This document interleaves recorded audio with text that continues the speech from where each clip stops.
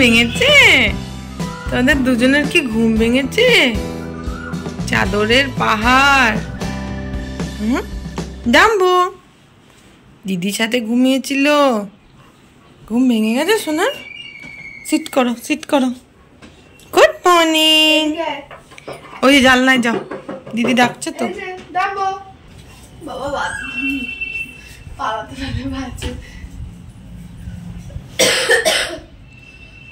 পাপা তো অফিস চলে গেছে, খুঁজছে। অফিস চলে গেছে, আসো।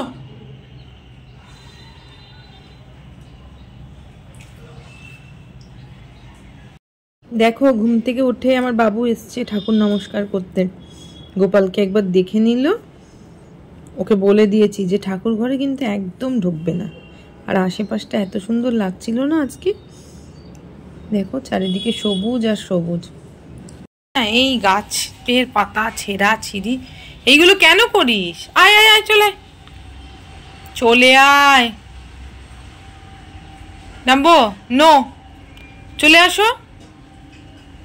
যার ঘটনা, এই খাটে সোজা সোজা আমাদের একটা আয়না আছে, তো ও এখানে খাটে উঠবে আর আয়নার দিকে তাকিয়ে আমাদের যে রিফ্লেকশনটা দেখবে না, আর কি যে ভয় পায়, কি জানি কি ভাবে যে হয়তো আমরা ওখানে একটা এখানে একটা কি করে হলাম। এটা নিয়ে ও দুদিন ধরে দেখছি খুব ভয় পাচ্ছে। কি করে যে আমরা ভয়টা কাটাই না।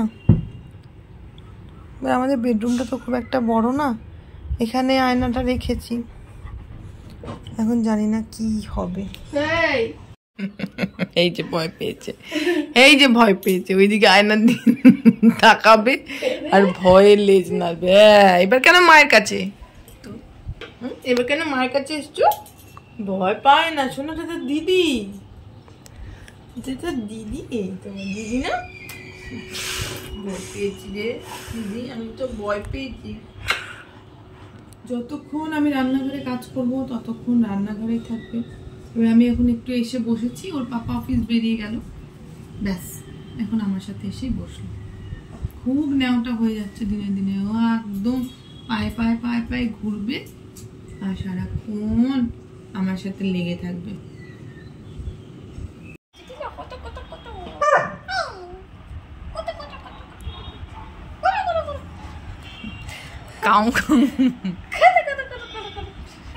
এই বাবার মোড়া আর মোড়া আর মোড়া, উফ তোল তোল, খুব করে বসে থাকতে পারে না। দেখো কি শুরু করলো, দুষ্টু দুষ্টু করে না। ছোট্টবেলার জন্য কিনেছিলাম এই বেডটা, জীবনে একদিন শুয়েছিল খালি, আর এখন বড় হয়ে গেছে, এখনো এইখানে বসছে।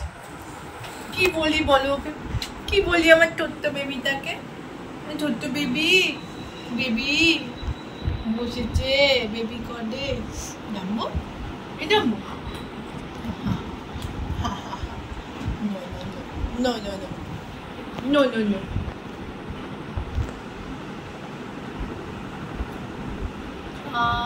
কি আরাম। সন্ধ্যা দিয়ে দিলাম, এবার গোপালকে শয়ন দিতে হবে। সন্ধ্যাবাতি দিয়ে না একটু ঠাকুর ঘরে বসে থাকতেও বেশ ভালো লাগে।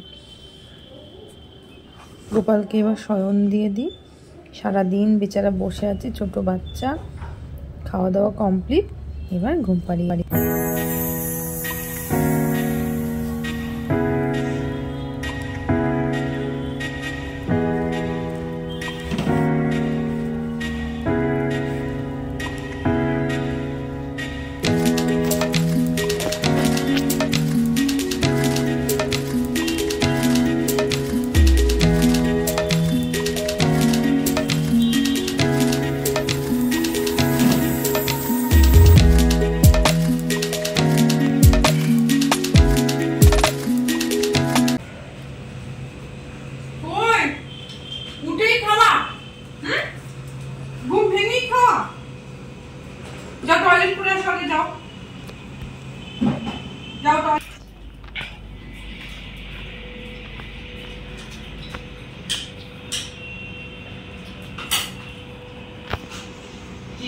দিদি, কি খাবে তুমি? যাও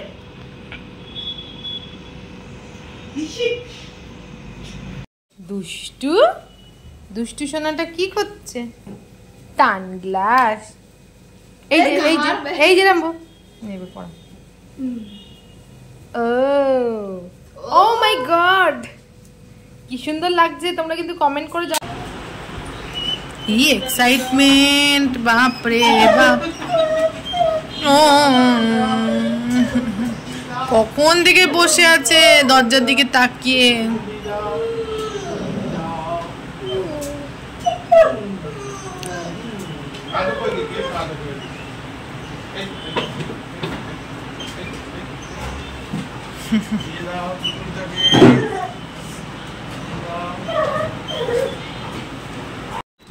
এটা কোনো সিস্টেম রে?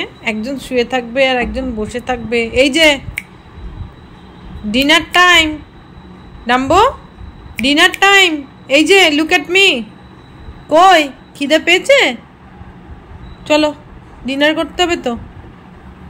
দুজনে মিলে এরকম ভাবে ল্যাদ খেয়ে পড়ে থাকলে হবে না। দেখছে কোন দিকে নামবো। এখন যদি আমি বাটি নিই না, ধাম করে লাফ দিয়ে দেবে। না আর না, চলো এবার খেয়ে নিয়ে ঘুমাতে হবে, দিদির কালকে স্কুল আছে, তাই না ডাম্বু শোনা? মায়ের সব কথা শোনে। বলে গেলাম যে তুমি এখানে বসো, আমি ঠাম্মিকে খাইয়ে এসে তোমাকে খাবার দেব। তার আগে খুব চিৎকার করছিল, কিন্তু যেই আমি বলে গেছি দেখো তাকিয়ে আছে আমার দিকে। ওই ঘরে খুব একটা সচরাচর এখন ঢুকছে না। বলতে বলতে বলতে বলতে শিখেছে। আসলে মা তো পারে না সামলাতে, ও গিয়েই গায়ে ঝাঁপায়। চলো এবার আমি ডাম্বোকে ডিনারটা দিয়ে দিই। খাওয়া দাওয়া হয়ে যাবে, তারপরে ওকে শুয়ে পড়বে ও আর মিঠি। আর আমাদের তো একটু দেরি হয় রাত্রে খাবার খেতে। তো যাই হোক, চলো আজকের মতো ব্লগটা এখানেই শেষ করছি। দুষ্টুমির তো শেষ নেই, আর এটাই আমার সংসার। মিঠি, ডাম্বো, মা আর হাজবেন্ড, এই নিয়ে সারাদিন ভালো ভালোই কেটে যাচ্ছে। সেই যে সকালে বলেছিলাম না ভয়টা পাচ্ছে, ওই জন্য বেডরুমে ঢুকতে চাইছি না। তো চলো ভয় কাটিয়ে ডাম্বোকে ঢোকাই। ততক্ষণের জন্য টাটা।